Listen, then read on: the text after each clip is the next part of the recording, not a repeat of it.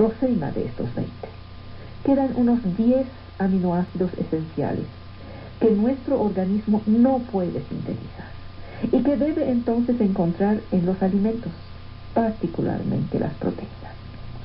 Muchos alimentos de origen vegetal contienen proteínas en menor proporción que los productos animales. La diferencia es calitativa. En los vegetales, los aminoácidos esenciales, los más útiles para el organismo humano, son poco abundantes, con excepción de la soya. La calidad de las proteínas de origen animal es de 25 a 50% superior a la de los vegetales, los más ricos en proteínas. Por el otro lado, los productos animales son ricos en vitaminas A, B, E y en minerales.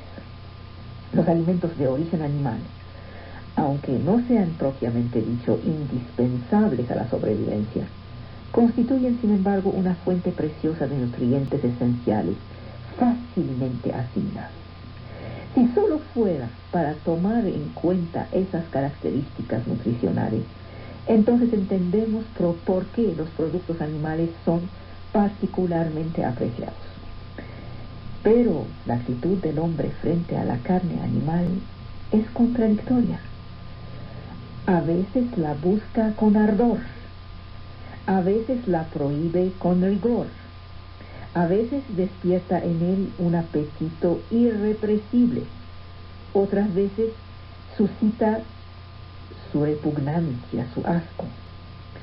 La carne es el alimento el más deseado, el más activamente buscado. Como es el caso por el gusto por el azúcar, podría ser que el hombre tenga una apetencia innata por las proteínas animales. A lo largo de la evolución, los organismos cargados de esta preferencia, el gusto por la carne, estos organismos han conocido un mejor éxito reproductivo. Las proteínas, sin embargo, no tienen ni un gusto ni un olor especial.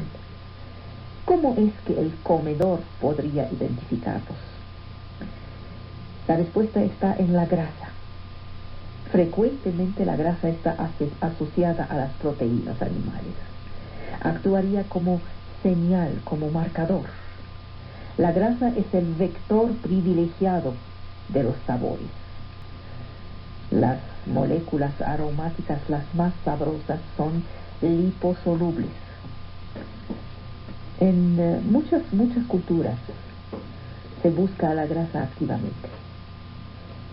La adopción progresiva de los alimentos de carne ha jugado un papel determinante en el proceso de la hominización, en eso de volvernos hombres. Hacia finales de la era terciaria, la sequía hace retroceder el bosque. Los primates africanos bajan a la sabana.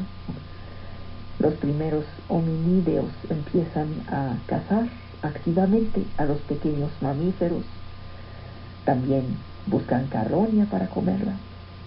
La cacería favorece y solicita las actitudes bípedas, bimanes, 2 pies, 2 manos, las actitudes visuales, las cerebrales. También solicita la comunicación y la cooperación. El pequeño cazador está amenazado por otros cazadores. Todos los rasgos anatómicos, todas las aptitudes correspondientes que permiten de correr rápido, llevando un palo o una piedra para pegar a la presa. Todas esas aptitudes van a desarrollarse en este pequeño cazador cazado. En algunos primates superiores de hoy, emparentados al ancestro africano, por ejemplo los chimpancés, encontramos muchas manifestaciones de un interés particular por los alimentos de carne. Lejos de los clichés sobre que los chimpancés solo comen una alimentación a base exclusiva de plátanos, no es cierto. Son omnívoros y con tendencias carnívoras muy claras. frutos, legumbres, insectos, pero también pequeños animales. Jane Goodall, que trabajó mucho sobre ellos, constata que los chimpancés comían a jóvenes babuinos, simios azules, e incluso se robaban, en algunos casos, a bebés africanos para comerlos. El gusto de los chimpancés por la carne es muy marcado.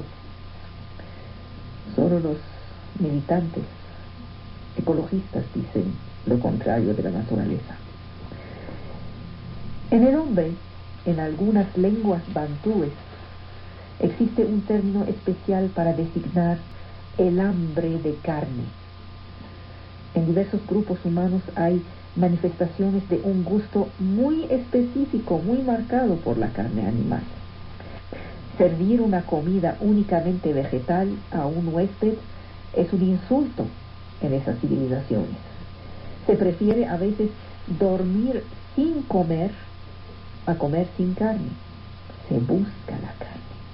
Entre los Bushmen, entre numerosos grupos de Australia, del Pacífico Sur, de Nueva Guinea. En Malasia, un hombre que no ha comido carne desde hace rato utilizaría una expresión que se traduce así: hay días y días que no como, aunque hubiera comido hace una hora, si no ha comido carne. Miren, hasta en nuestro lenguaje, el término vianda, del latín vivanda, ha designado el alimento en general, hasta adquirir en principios del siglo XVII su sentido actual. ¿Por qué? Porque se veía a la carne como el alimento absoluto. La valoración de la carne en numerosas culturas, en numerosas épocas, es una constante de la historia de los hombres. Los historiadores miden la prosperidad de un periodo o de una categoría social según el aumento del consumo de carne de esta gente. De manera general, cuando el ingreso aumenta, la parte de proteínas animales en el consumo alimenticio aumenta. Entre 61 y 71, en Japón, el consumo de proteínas animales aumentó en un 37%, mientras que el consumo de proteínas vegetales disminuyó en un 3%. Si la carne es el alimento el más buscado, ¿por qué demontres es también el más odiado? La carne y los productos de origen animal están frecuentemente sometidos a reglas restrictivas o incluso a prohibiciones. Todos conocemos el caso de la India. En la India los brahmanes se abstienen completamente de consumir carne o pescado, y otras castas más bajas siguen este modelo porque el modelo es el brahman, que no come carne. En la secta hinduista de los Jaina, los fieles llevan un velo para evitar de inhalar insectos sin querer. En algunas regiones de Asia, el clero budista y los laicos piadosos practican el vegetarismo. En la Grecia antigua, los pitagóricos eran también vegetarianos.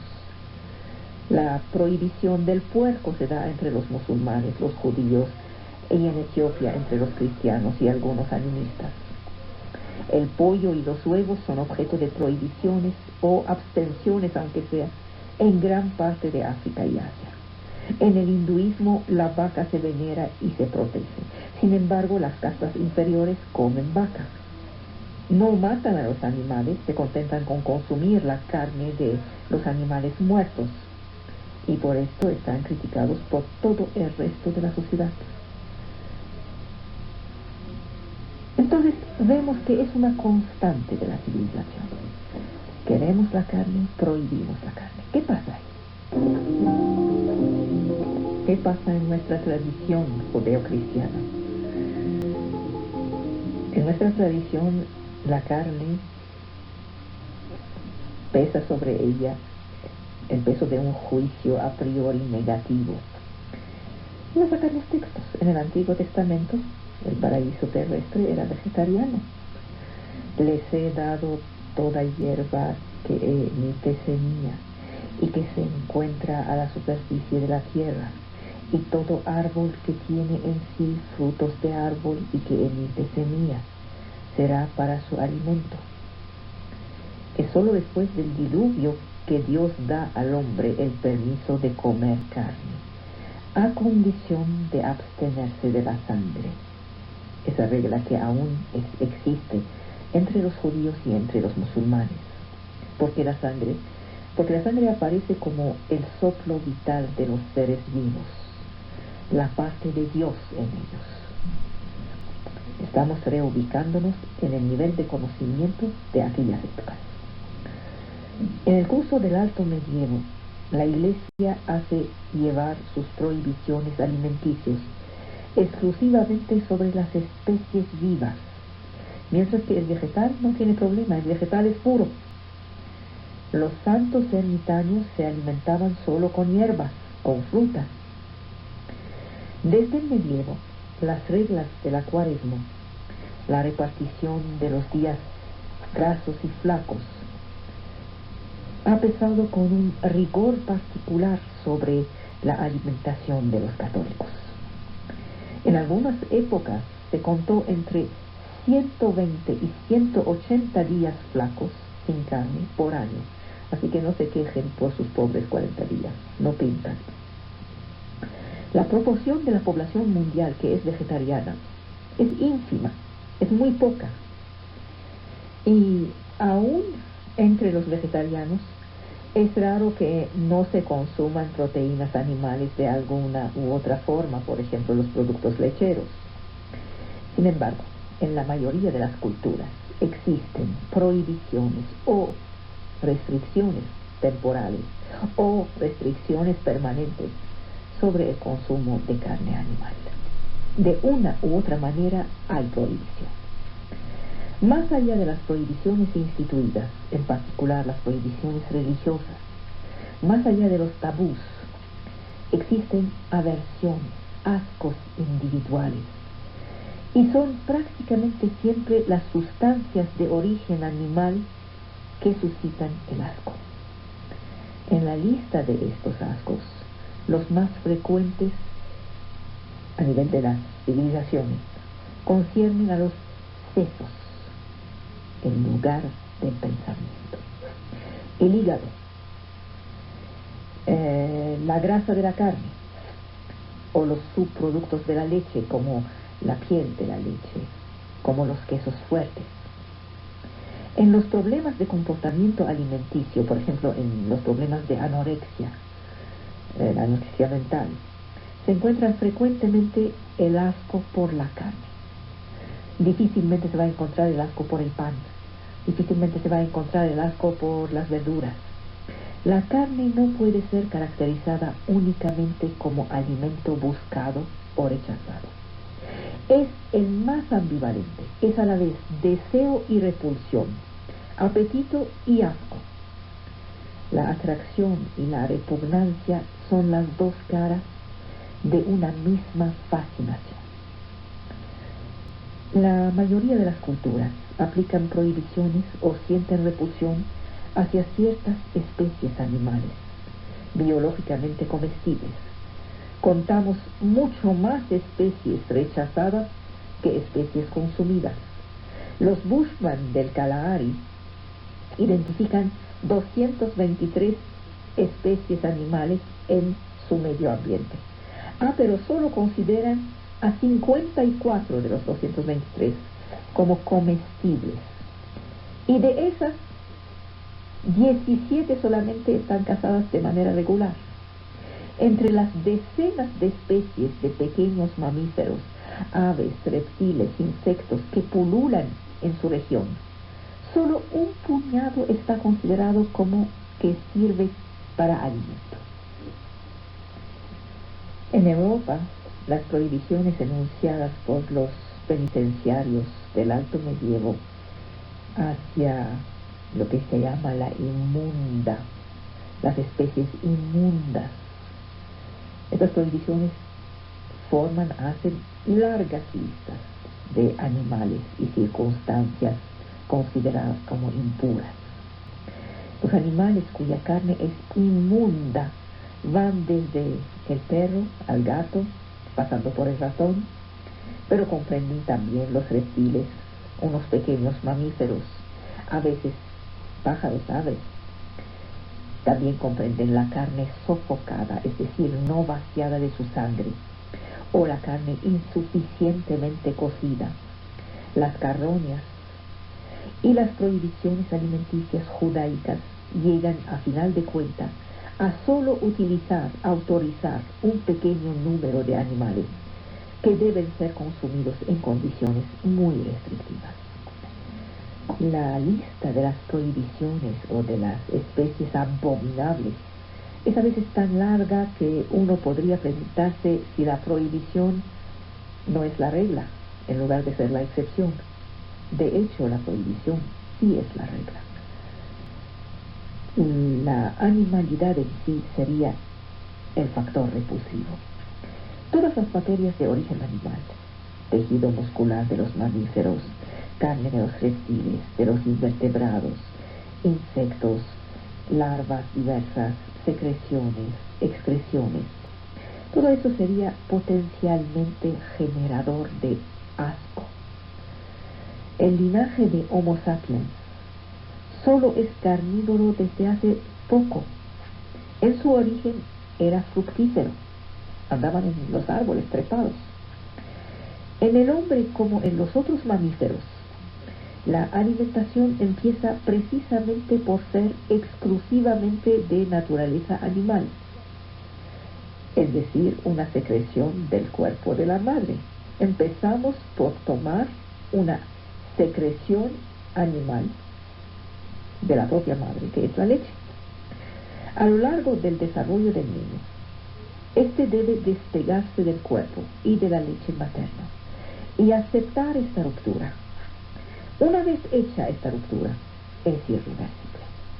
La idea de absorber leche humana no nos atrae nada, a pesar de que la leche de vaca u otros animales sea muy apreciada. La relación con el cuerpo de la madre, luego el corte, la ruptura, dejaría en nosotros huellas contradictorias. Entre el hombre y el animal, el comedor y el comido, se necesita una distancia para que el acto fágico, como antropofágico, el acto de comer, pueda cumplirse. Una proximidad demasiado grande hace imposible el consumo. Primero, la proximidad afectiva.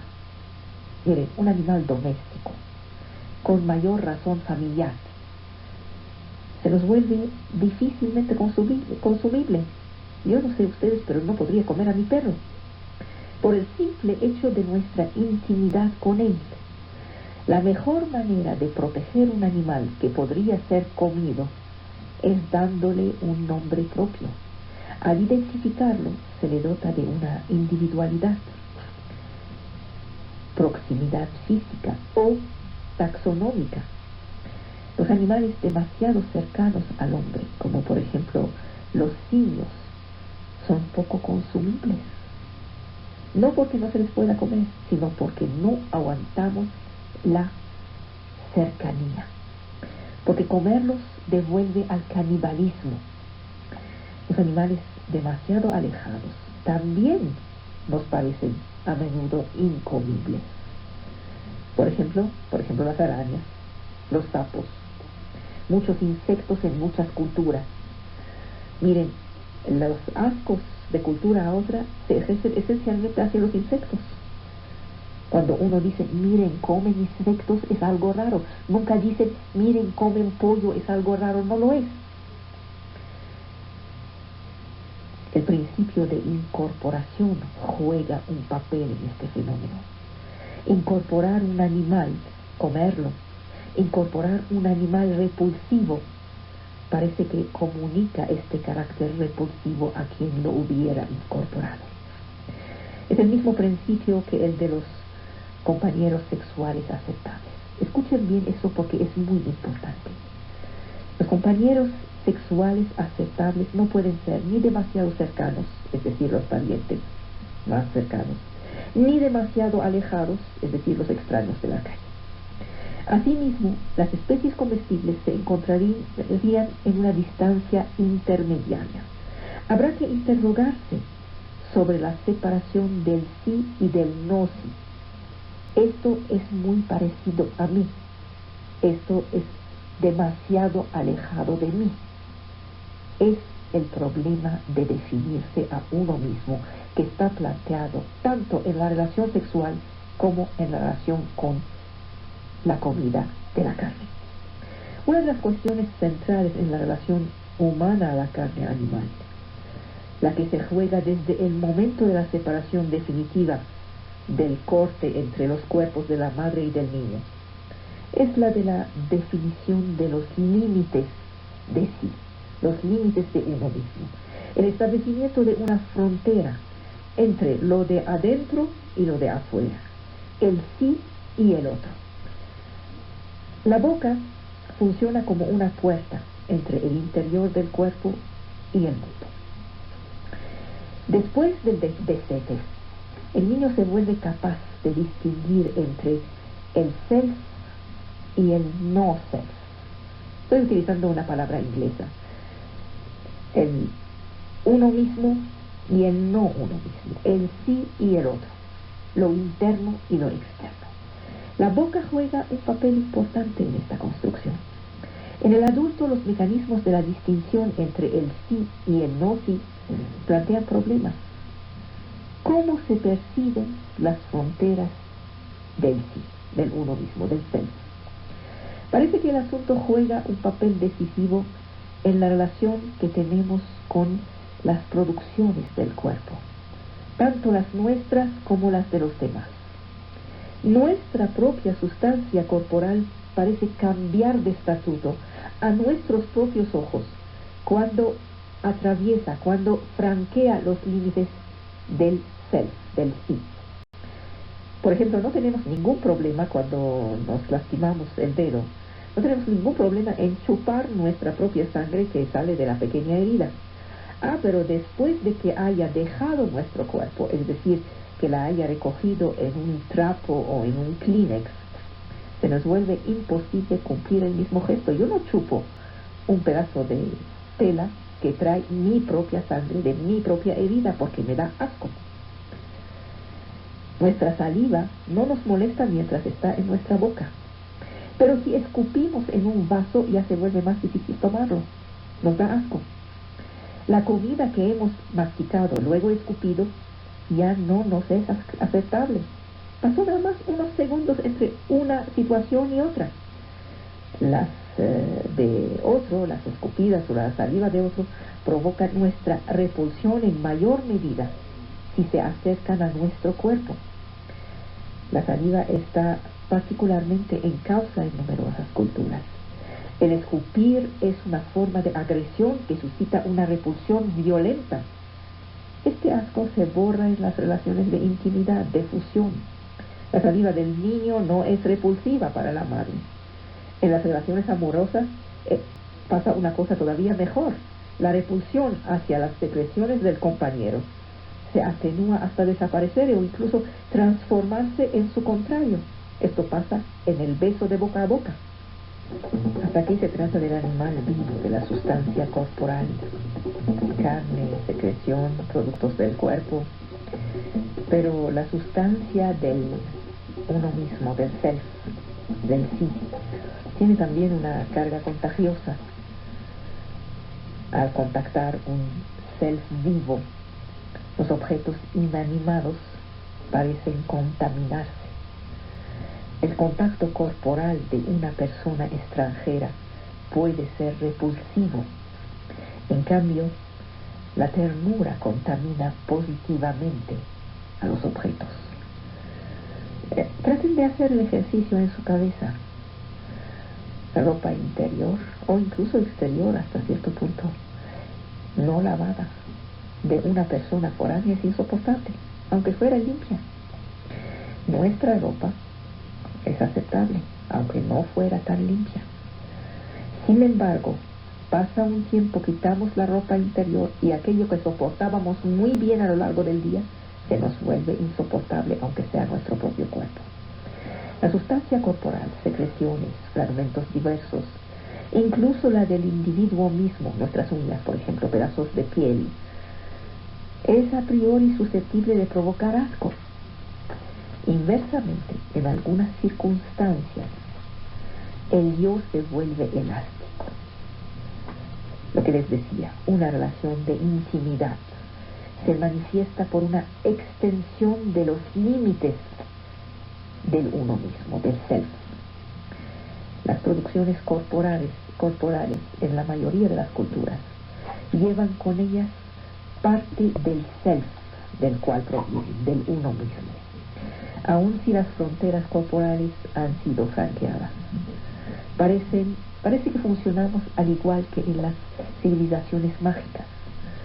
Parece que los pedazos de uno están cargados mágicamente. Nosotros sabemos que en la tradición mágica los pedazos de un cuerpo pueden ser utilizados en prácticas de brujería, las uñas, los pelos, las pieles. En los textos sagrados del hinduismo, estos residuos corporales están citados como fuentes de impureza, aun cuando están cortados ya de nosotros y ya se volvieron psicológicamente extraños a nuestro ser. Un fragmento de nuestro cuerpo conserva mágicamente una huella de nosotros, una relación con el self de origen. Esta concepción no es exclusiva del pensamiento primitivo o religioso tradicional. Mucha gente siente un malestar al pensar que pelos o un peine que les pertenecen pueden caer en manos de un enemigo personal. En todas las culturas, en cambio, el enamorado llevaría con él un mechón de pelos. ¿Por qué? Porque ya hubo una extensión de límites de uno hacia la persona amada. En nuestra relación con las comidas animales, todo ocurre como si en ciertas circunstancias la distinción animal-humano se borra a nuestros ojos, dejando lugar a una suerte de continuación de lo viviente. Una irreductible continuidad entre el animal y nosotros parece imponerse. Ya no tendríamos frente a nosotros a un ser identificado y clasificado, sino que tendríamos a un yo extranjero frente a nuestro propio yo. La relación será guiada por reglas que rigen al yo. El acto alimentario desataría reacciones parecidas o análogas a las que hay en el marco de la defensa del cuerpo mismo, del ser. El hombre parece sentir la necesidad constante de construir su identidad, definiendo la línea de demarcación entre el animal y él, la única en ser exclusivamente humana, que no nos recuerda lo que tenemos de común con los animales. Comer carne, en cambio, nos devuelve constantemente a lo que nos acerca a Dios. Carne, sangre, humores, secreciones, expresiones, el soplo vital, la promesa de la muerte, la promesa de la putrefacción. El consumo de carne cuestiona esta frontera entre ellos y nosotros. El consumo de carne impone la evidencia de la continuidad de la vida contra la discontinuidad, la ruptura que tratamos de afirmar. De todos los animales, los mamíferos son los más cercanos a nosotros. Como nosotros, copulan, tienen hijos, amamantan, sus pequeños nos enternecen, nuestros mitos los humanizan, nuestros relatos cuentan sus aventuras, les prestamos en nuestros relatos nuestros propios sentimientos, nuestros deseos, Morfizamos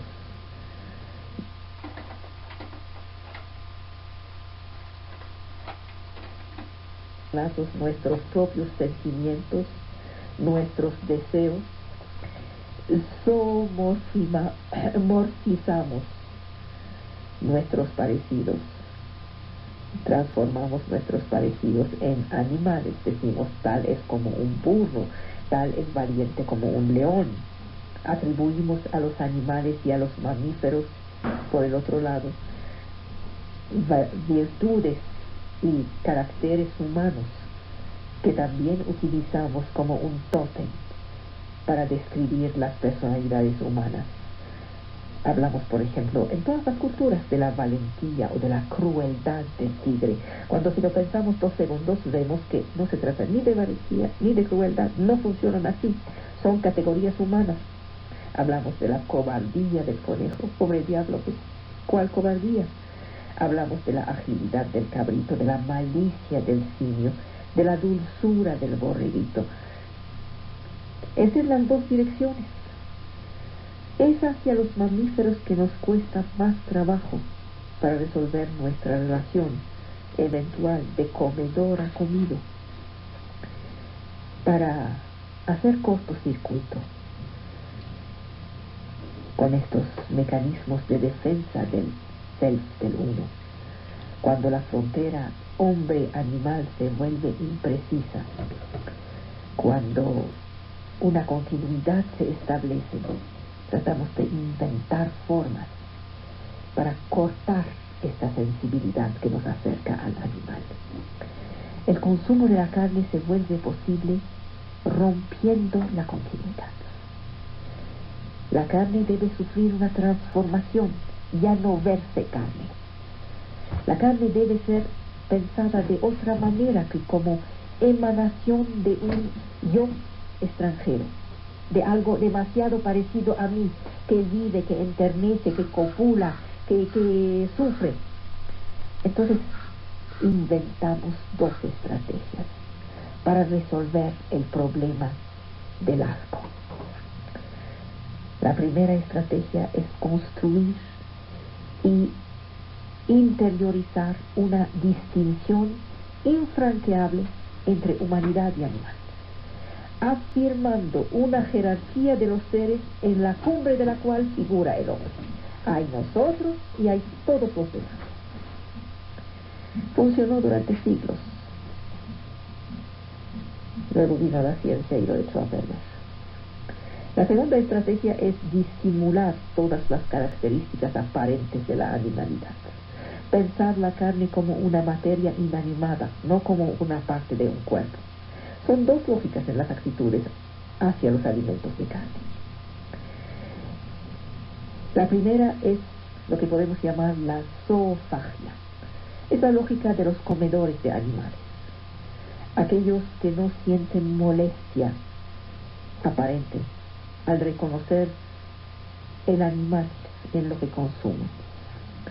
Los zoófagos aman las tripas, no les disgusta verlos, cocinar y comer partes enteras, no les molesta identificar partes como partes de animales, patas, cerebro, cabeza, no les molesta.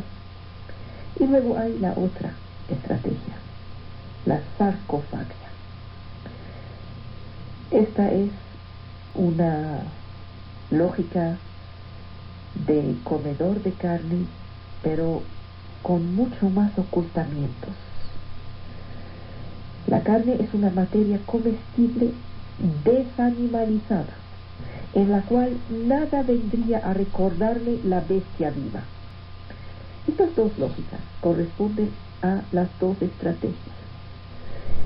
La primera, la de la zoofagia, es más fácil para unos comedores que tienen una concepción muy clara, muy segura de su superioridad humana.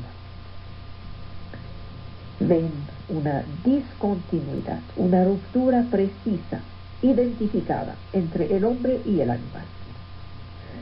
La segunda lógica consiste en negar, en ocultar la animalidad de la carne. De una cultura a la otra, hay profundas diferencias en la manera con la cual se soporta la presencia evidente de la animalidad en la carne. En términos de tiempos históricos, mientras más evolucionamos, más pasamos de la lógica zoófaga a la lógica sarcófaga.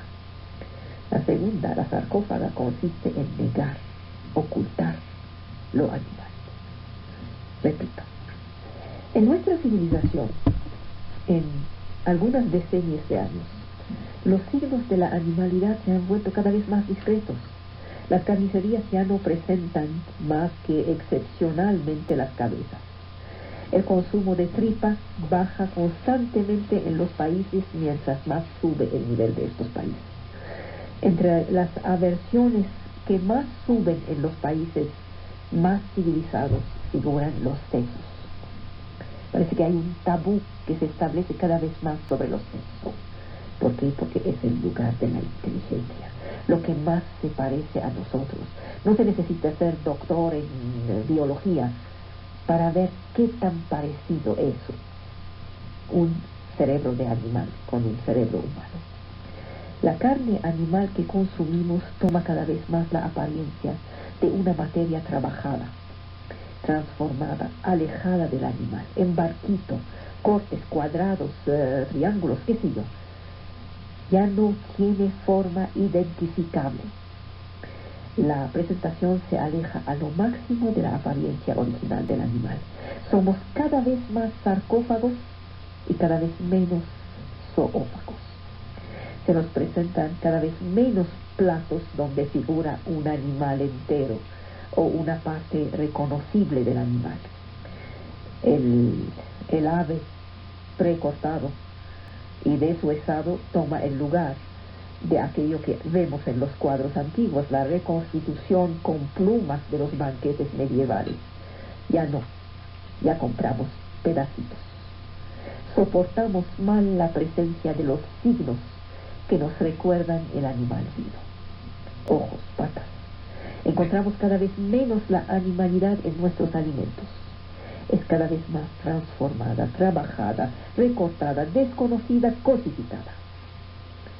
Es la derrota de la lógica zoofágica que siguió a la desaparición progresiva a partir del siglo XVII del uso de cortar las carnes en la mesa.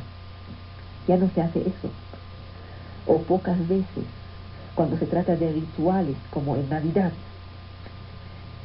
Dicen que esto se atribuye a la evolución de la talla de los hogares, que se volvieron más chicos, a la división, a la especialización del trabajo.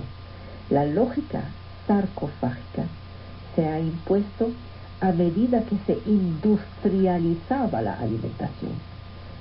Miren, los pollos, las terneras, los puercos ya no son tratados como animales individualizados, ya no son identificados, sino como una materia prima industrial que se puede racionalizar, intensificar su transformación, no como animales o aves, sino como carne en pie, es decir, un objeto. Hay una desanimalización industrial de la cría. El animal se ha vuelto objeto, materia. Esta desanimalización de la carne resulta de una lógica económica y de la crisis de la división hombre-animal. Podemos cada vez menos apoyarnos en una lógica zoofágica, porque podemos cada vez menos creer en la realidad de una ruptura entre la humanidad por un lado y los animales por el otro. La ciencia ha jugado un papel importante en este fenómeno. La ciencia ha reintegrado Homo sapiens en la evolución de las especies. Se desmorona lo propio del hombre que hemos instalado para diferenciarnos de las bestias. Decimos la inteligencia es lo propio del hombre, pero ahora sabemos que la inteligencia es también compartida con los animales a cierto nivel. Decimos la sensibilidad, no es cierto, la sensibilidad también existe en los animales. La organización social, pero por supuesto que la organización social existe entre los animales. Ya no distinguen nuestra esencia de la suya. La etología estudia el comportamiento animal y revela nuestra continuidad. La ciencia reanimaliza el hombre y la civilización humaniza al animal. Las sociedades donde la transformación industrial de lo agroalimentario es más avanzada son las más ricas y las mejor alimentadas. También son aquellas donde los valores individualistas y la sensibilidad han progresado más, en donde se da más importancia al sufrimiento. Los animales son capaces de placer y de sufrimiento. La sociedad urbana, industrial, moderna, ha instalado el animal en los hogares, después del niño o al lado de los solitarios. La población de animales ha aumentado. El animal ocupa cada vez más lugar y un papel en la familia, y se le otorga cada vez más una individualidad y una identidad y una personalidad. Se ha vuelto un sujeto.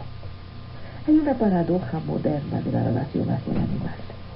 Se ha vuelto a la vez más objeto cuando se trata de carne en pie y más sujeto, casi humano, o materia desanimalizada. Por un lado, la cría industrializada que cosifica a los animales, mientras que la civilización individualista los humaniza. La ciencia reanimaliza al hombre. El comedor moderno, desorientado, se interroga sobre la legitimidad del consumo de la carne. Nuestra relación con la carne animal devuelve a lo que tejemos con la sexualidad. Hay correspondencias constantes entre la mesa y la cama, entre carne comestible y carne deseable.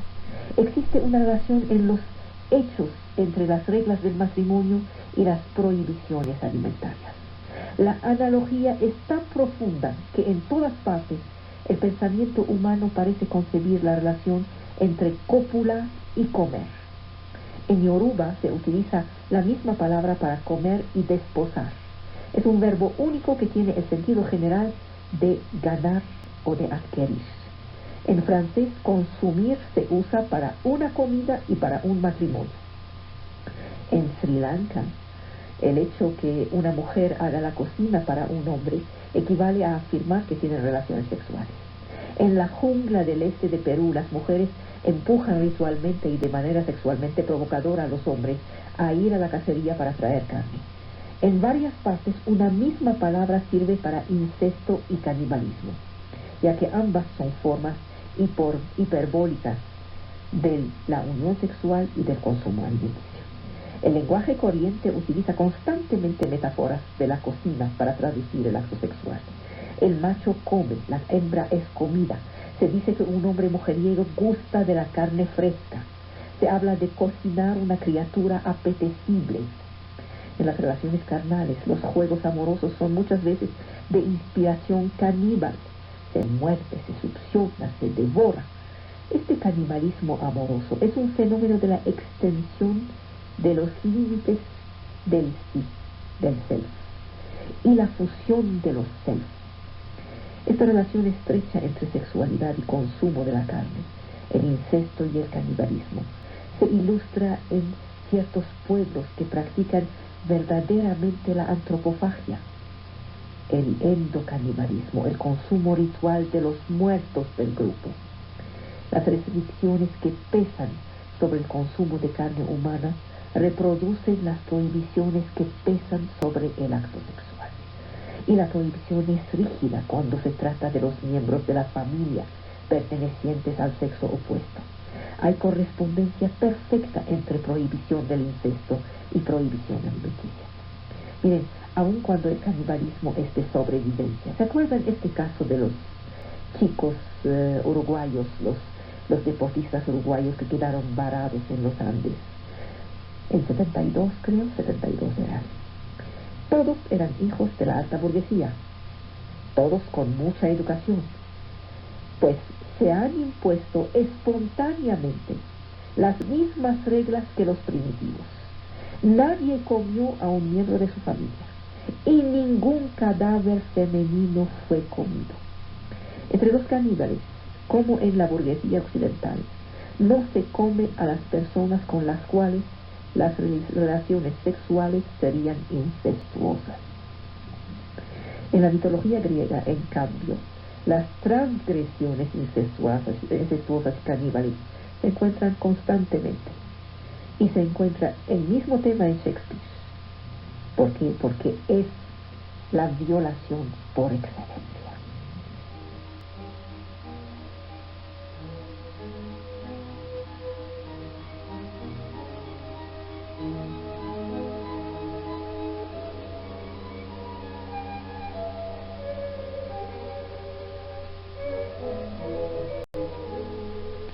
Todo se degrada. Las acciones nobles, generosas, admirables, aparecen como una sucesión obligada de eventos llevados por una ley de necesidad. Muchas veces a lo largo de estas reflexiones he parecido dar la razón a los relativistas. En la sociobiología, el acto generoso se explica por el interés egoísta del gen que quiere sobrevivir. Todo sería reflejo u hormona, reacción, ventaja o desventaja. No hay nada en este universo de hechos que pueda producir un juicio superior o inferior, noble o indigno, admirable o vil. Nuestras categorías morales de valores son extranjeras al universo científico. Shestov afirma que en la ética, Spinoza habla de tratar a Dios, el intelecto y las pasiones, como se comparan los triángulos y las superficies. Estoy citando a Shestov. Dice que ni el bien ni el mal han influenciado su método de búsqueda de la verdad, que el hombre es un eslabón de este todo infinito que a veces llama Dios, otras veces naturaleza o sustancia. Más tarde, Leibniz lo llama monadas. Más tarde aún serán átomos o partículas elementales. La ciencia no puede encontrar valores o fines, es lo que repitió Wittgenstein. Para ella, las expresiones éticas o religiosas están totalmente desprovistas de significado. La ciencia ha evacuado el aspecto emocional y la noción de valor. Unas leyes impersonales tratan de explicar el sueño, el sentimiento amoroso, la declaración de la guerra mundial, por medio de procesos físico-químicos. Cuando la reducción no es posible, la ciencia se contenta con los hechos. Freud imagina la libido sexual, los mecanismos de defensa que la bloquean, las vueltas, las sublimaciones, todo dominado por el principio de la búsqueda de placer. Lo que es elevado, sublime, noble, se reduce a algo simple y necesario. La idea de Dios no es más que la nostalgia de la imagen del Padre, según Freud. La experiencia mística no sería más que un recuerdo de la inmersión en el líquido amniótico. La experiencia moral, según Freud, se devuelve a una prohibición infantil. El egoísmo, la persecución racional de lo útil o del interés, son en la ciencia un a priori lógico. El mundo solo se vuelve comprensible a esta condición. Es obligación de la ciencia simplificar. La acción se describe en tanto que acción, un cálculo racional de costos y de beneficios, y los beneficios devuelven al interés del sujeto. El homo economicus quiere enriquecerse, el sujeto freudiano quiere satisfacer su líbido, el político quiere acrecentar su poder, el gen quiere expandirse. Estas son las explicaciones. Si renunciamos a esas categorías de pensamiento, toda explicación científica se vuelve imposible. Nos encontramos automáticamente fuera de la ciencia. La moral en sí se ha vuelto una disciplina científica, ya que renunció a preguntarse ¿por qué debemos actuar moralmente? La teoría de la justicia emitida por John Rawls no se pregunta ¿por qué debemos ser justos? Aquel que se pregunta ¿por qué? Cae mal. Hay innumerables formas de salir del mundo. En la historia de nuestra civilización varias grandes tentativas de unificar el conocimiento, que se llamaba la gran obra. ¿Qué es la gran obra? Volviendo a las más antiguas civilizaciones, el título de la alquimia era Ars Magna. Tiene una ambición totalizadora que le acerca a la teoría del todo, que buscan los físicos contemporáneos. Se trata de encontrar la llave del universo oculta en la materia y de permitir a la simpleza de explicar la complejidad de lo real. El sueño unitario de los físicos prolonga con medios nuevos esta búsqueda de la inteligibilidad de lo real. Esta teoría unitaria de todas las interacciones es hermana del sueño alquimista, formulado desde los griegos por entopan, uno, el todo. Los griegos disponían de dos palabras para decir el todo, toolón y topan. Veían en el todo un viviente dotado de inteligencia y de razón. Los estoicos incluían el vacío. La alquimia es tan cercana al estoicismo como a Empedocles. Figura una esfera que sería la globalidad del todo en metamorfosis continua. El Ouroboros, serpiente que devora su cola, vieron estos dibujos de una serpiente que devora su cola, es el emblema de la alquimia. En Alejandría, Hermes Trismegisto elabora una visión del mundo que expuso en el Corpus Hermeticum, a partir del cual los alquimistas establecieron las reglas de su arte. Por su origen greco-egipcio, la alquimia occidental no está enfeudada al modelo bíblico y cristiano. Para los alquimistas de la Edad Clásica, esta obra debe ser asimilada a la creación del universo. Así, la alquimia se proclama como el soplo secreto de Dios. El arte de Hermes hace coincidir la búsqueda de la sabiduría con la maestría del fuego secreto, cuyo descubrimiento se confunde con la piedra, la filosofal. El arte de Hermes es poesis, reactualización del instante creador del cual depende todo el cosmos, búsqueda de la raíz única de todas las cosas que se oculta en el caos original. El alquimista busca una regeneración integral de la creación. La lógica hermética postula la presencia activa del todo en todo momento de su elaboración. Uno es el todo. Y si el todo no contuviera el todo no habría nacido. Esta es la frase consagrada. Elaborado en 3 fases sucesivas, la gran obra se basa sobre la extracción y el combate de 2 principios, el azufre y el mercurio, revivificados por la sal. Después de su reunión queda por operar la gran cocción a partir de la cual se obtiene la piedra filosofal. La obra negra, ¿se acuerdan que hay una obra de Marguerite Yourcenar que lleva este título, Opus Nigro? La obra negra corresponde a una reducción de la materia a su estado primero. La obra blanca y su total purificación, la obra roja realizada por la conjunción de los principios opuestos del azufre y del mercurio, opera la vuelta a la unidad primordial. Los colores aparecen como indicios relativos al estado de la materia que se va encaminando hacia la última perfección de la piedra, el oro. Según los alquimistas, la materia debía su existencia a una energía sutil, nombrada fuego o espíritu universal.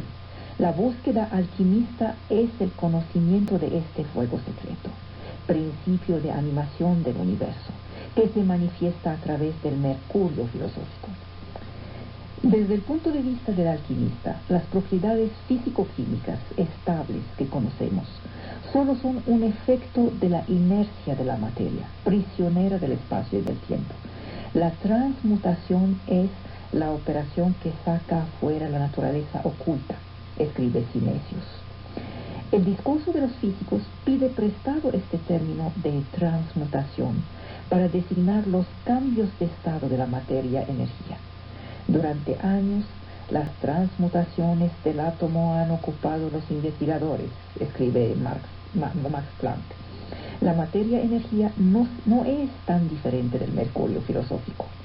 La imagen clásica del átomo que se comporta como un minúsculo sistema solar con un núcleo central y electrones alrededor suyo reintroduce el microcosmo alquímico. Newton fue autor de manuscritos alquímicos. La alquimia había elaborado su propia cosmología, poniendo el principio de identidad entre lo alto y lo bajo. Todo lo que reinaba en los estratos más elevados del universo tenía correspondiente en los niveles inferiores. En esta organización, los planetas y las estrellas constituían el macrocosmos, cuyo modelo ordenaba a los microcosmos, de lo más grande a lo más pequeño. El ser humano se insertaba como microcosmo en el macrocosmo. Es en virtud de este principio analógico que el hombre podía conocerse a sí mismo. Todo esto tiene simpatías recíprocas en la visión alquímica. La evocación de las interacciones fundamentales, la teoría del todo, es la versión científica de lo que filosofía y sentido común llaman universalidad. Al reevaluar el postulado de unidad de la materia, rehabilita la unidad del cuerpo y del espíritu, del micro y del macro, que el cientismo del siglo XIX había llamado demencia. Es una posición análoga a la de espíritu universal creador. El nuevo diálogo con la naturaleza del cual habla Ilya Prigogine presupone la inclusión del operador en el todo. Así incluido, el operador accede a la comprensión del todo. Esta participación no es la voluntad de amaestrar violentamente la naturaleza, pero la interacción entre ciencias y cultura sí es una ambición totalizadora, que puede ser asimilable al antiguo ideal de omnisciencia, que bien podría servir de antídoto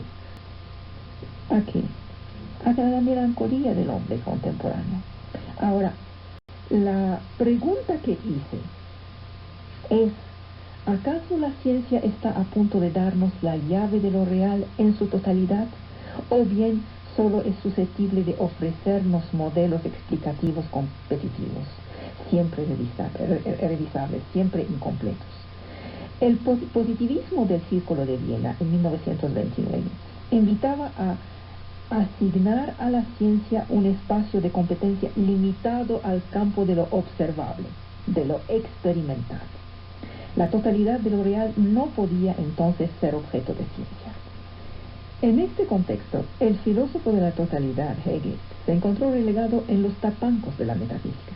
Y ahí van los científicos de hoy anunciando que están a punto de identificar el elemento último de toda realidad. Kant atribuía al entendimiento un papel preciso en la elaboración científica y le asignaba límites estrechos que le prohibían aventurarse lejos de la experiencia. La objetividad científica resulta de la aplicación del entendimiento a los datos de la sensibilidad. Requiere de una facultad intermediaria llamada imaginación trascendental, por la cual un concepto se encuentra temporalizado en una experiencia sensible. Esta teoría de la objetividad tiene una consecuencia inmediata: subordina el trabajo científico a una estricta colaboración entre la actividad conceptual y el dato en el espacio y el tiempo. Eso separa la ciencia de la metafísica, a quien basta disponer de un concepto para afirmar la realidad que le corresponde. Es por oposición a la metafísica que se ha constituido el positivismo, que proscribe toda incursión científica en el campo extrafenomenal. Pero nosotros no tenemos la inocencia de creer que basta con decirle al entendimiento cálmate para que se calme. El entendimiento está siempre tentado de pasar sus límites, de usurpar la función de vuelta a la razón, que así unifica los conceptos en un sistema totalizador, sin preocuparse de su aplicación en la realidad. Es por ahí que hace suyas ideas que relevan de la metafísica. Estas ideas son a la vez irrepresibles y útiles, dan un sentido. ¿Cuál físico no sueña con dar razón de la totalidad del mundo, o incluso con realizar un sistema de conocimientos que lo pondría en la posición de un Dios omnisciente? Se trata de ambiciones metafísicas. Hay que reponer en su lugar las pretensiones de la ciencia, sin descalificar la metafísica, que sigue siendo su tentación permanente, incluso su horizonte. Es esta tarea fue el proyecto de las luces. La preocupación de preservar el espacio de competencia del científico se ha vuelto hoy menos difícil. Muchos científicos dan a veces el sentimiento de emborracharse por los resultados de su disciplina, hasta el punto de la extrapolación. El alma, el mundo, el origen de todas las cosas han reinvestido el campo de la ciencia. La búsqueda de la unidad ya no aparece como una ilusión, una perversión, sino como algo casi normal. Esta unidad se entiende de dos maneras. Designa el elemento último, llámese átomo, partícula, gen, neurón, pulsión, lo que quiera. El elemento último que la ciencia tiene la ambición de desvelar para deducir de él la totalidad de lo real. O bien califica el modelo teórico susceptible de abrazar todo lo demás. Yo tengo